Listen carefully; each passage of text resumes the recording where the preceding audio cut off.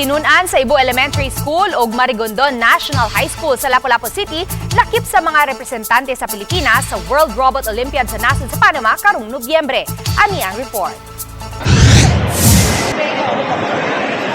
Nalangkat sa mga tinun-an sa Ibo Elementary School ang second place sa Robo Mission category sa baguhay lang gipahigayon nga Philippine Robotics Olympiad 2023 dito sa Clark, Pampanga niadtong Agosto 10 ug 11. Gipakita nila ni Ella Jean Caniete, Frank Andre Calago ug Jelaine Shane Pino ang ilang katakos sa pagmugna o pagprogram og robot. Ang ability ana ang robot kay ma-save ang whale dayon ikuha ang mga trash og dayon ikuan ang mga coral, dayon ibutang ang mga trash sa katong iyang mga color. Matod sa ilang coach nga si Mary Claire Arong kay mahal ang sticker mat.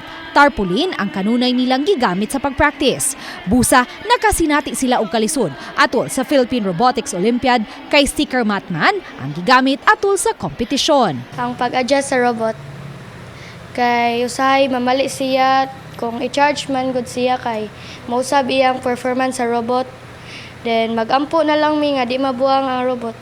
Ug kay nalakip sila sa mga pambato sa nasud alang sa World Robot Olympiad karong Nobyembre didto sa nasud sa Panama, gawa sa pagpractice, nanawagan usab sila og financial support alang sa ilang paglarga. In preparation for us to go to Panama, wala mi magamit nga sticker mat which is at the cost of 5,000 nga magpahimo lang gid ato, specialized nga mo compete mi sa world.